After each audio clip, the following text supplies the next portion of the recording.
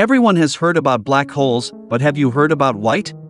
While nothing can escape the boundary of a black hole, a white hole is an object whose boundary cannot be reached. The existence of white holes is predicted by the general theory of relativity, just as the existence of black holes, and therefore they must exist.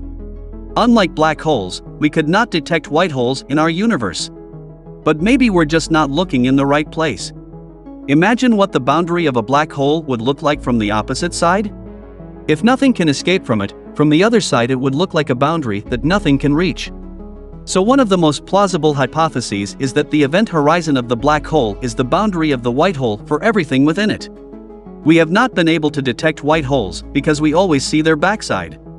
But do we always? The observable boundaries of the universe are constantly expanding at the speed of light, and we can never reach them as if they were the boundaries of a white hole. Except this time we see them from inside.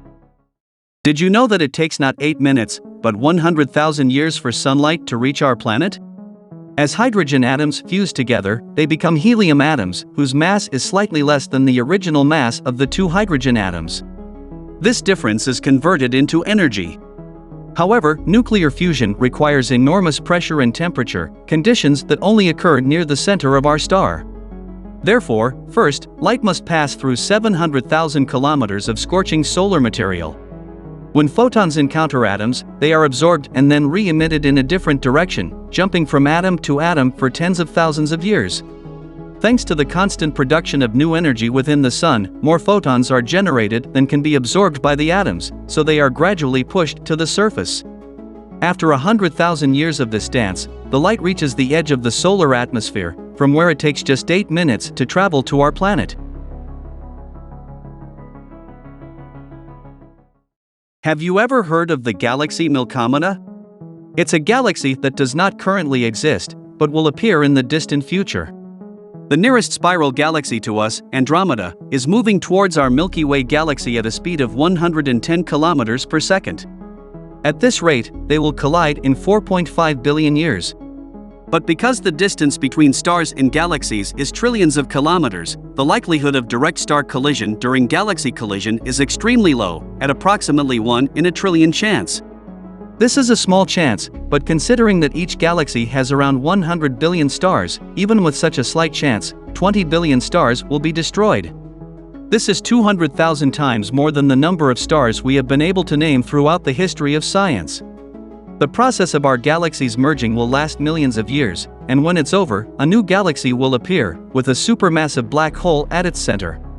This is the galaxy we call Andromeda. Have you ever wondered why nature divided species into two sexes?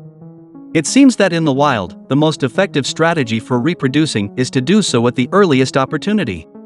However, most living organisms are divided into two sexes, greatly complicating this process. Why? Let's assume there are two identical species. But the first species reproduces through regular division, while the second reproduces sexually.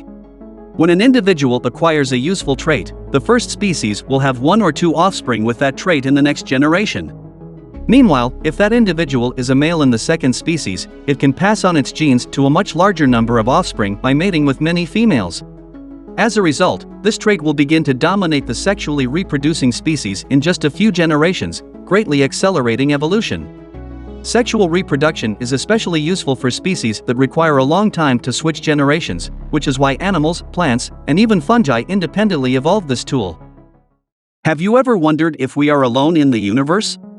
In just 2 centuries, we have gone from riding horses to piloting spacecraft. What could be achieved in millions of years?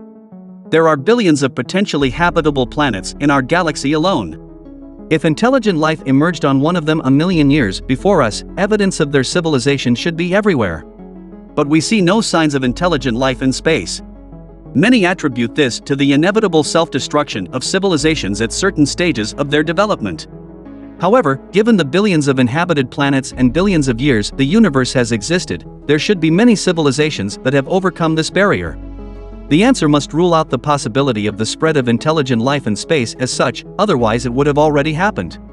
The most plausible explanation is that there is no such physical phenomenon that, if discovered, would make interstellar travel a reality.